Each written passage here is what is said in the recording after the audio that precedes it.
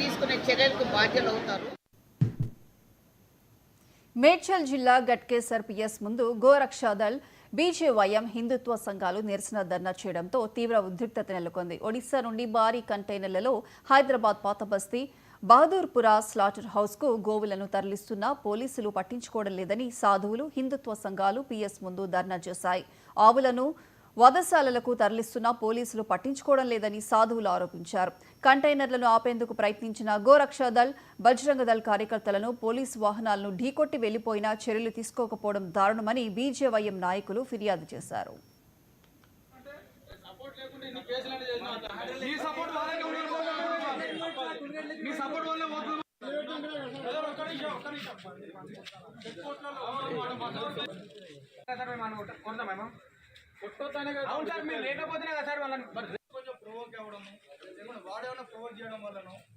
ఒక కంటైనర్ లో ఆవులు వస్తున్న సమాచారంతో ఇటు గోరక్షదళ్ సభ్యులు మరియు విహెచ్పి బజరంగ దళ్ కార్యకర్తలందరూ కూడా గట్కేసర్ బీబీనగర్ ప్రాంతంలో పోలీస్ డిపార్ట్మెంట్ కి ఇన్ఫర్మేషన్ ఇచ్చి మరి గోరక్షకు చేయడం జరిగింది.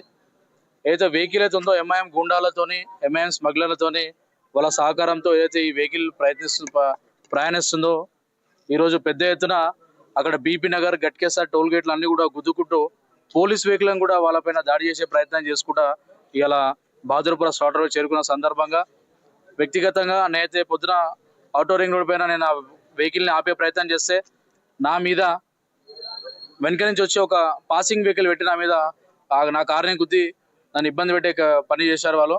ఆ ఎంఐఎం మూకలకు అందరూ కూడా హెచ్చరిస్తున్నా, ఈ ఎంఐఎం గుండాలు అందరూ కూడా కబడ్దార్ బిడ్డ, आपको दम है थे सामने से आके लड़ो, पीछे से आके कार से टोकना ये करना मत करो. आपका जीजा के साथ लड़ना है तो सामने से आके लड़ो.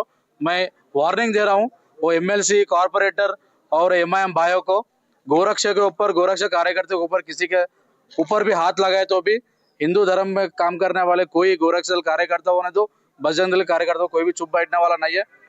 ఈ సందర్భంగా మన ఇందులో అందరూ కూడా తెలియజేస్తున్నాను, అందరూ కూడా బయటికి వెళ్ళి మనం అందరం కూడా గోవును కాపాడుకోవాలి, గోరక్ష చేయాలి.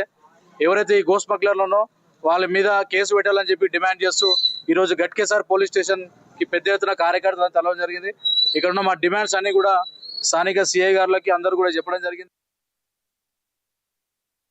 ఏదైతే 2025 నాడు ఉదయం పోలీసులు ఉండంగానే, గోరక్షకులు ఉండంగానే గోవులను తరలిస్తున్నటువంటి వ్యాన్లు టోల్గేట్లను గుద్దుకొని వెళ్తూ ఉంటే చూసి కూడా ఏం చేయలేని స్థితిలో రక్షక భట నిలయం ఉన్నది, రక్షక భట వ్యవస్థ ఉన్నది. అలానే మనం కూడా ముఖ్యంగా ఒక్కటి చూపించేటప్పుడు 4 ఏళ్ళు వెనుకకు చూపించే పరిస్థితి ఏదైతే ఉందో, దీనికి అంతటికీ కారణం ఏమిటంటే ఆవులను అమ్మేటువంటి హిందువులు ఆవులను సరిగా చూసుకోండి లేని పరిస్థితుల్లో ఉండడం వల్ల ఇవన్నీ జరుగుతున్నాయి. కానీ గోరక్షకులు మాత్రం ఎన్ని కేసులు వేసినా, ఎంత యుద్ధం జరిగినా వారు మాత్రం అదే పనిలో ఉన్నారు. దయచేసి డీజీపీ గారికి నేను ఈ సందర్భంగా తెలియజేస్తున్నా, ఇప్పటిదాకా తెలుసో తెలియకో మీ పోలీసు వాళ్ళు వీళ్ళపైన కేసులు పెట్టి ఉండొచ్చు. ఆ పెట్టినందుకు పరిహారంగా వీరందరికీ ఒక్కొక్కరికి ఒక్కొక్క పిస్తోల్ లైసెన్స్ని ఇప్పించాల్సిన బాధ్యత మీపైనే ఉందని ఎందుకు చెప్తున్నానంటే, వీరు ఎవరిని కొట్టొద్దు, ఎవరిని తిట్టొద్దు అంటున్నారు. ఎవడు కూడా బుద్ధి చెప్పువాడు గుద్దినా తప్పేమి విశ్వదాభిరామ నిర్రవేమ అని వేమన అన్నాడు చెప్పాడు. మీరు ఎట్లా కొట్టలేని పరిస్థితిలో ఉన్నారు, ఎందుకంటే మీకు లైసెన్స్ ఉంది కానీ మీరు కొట్టలేని పరిస్థితి. వీళ్ళ దగ్గర లైసెన్స్ లేదు, కొట్టే పరిస్థితి లేదు. మరి వాటిని ఎవరు రక్షించాలి? నెల్లూరు జిల్లా నాయుడుపేట ఏఎల్సీ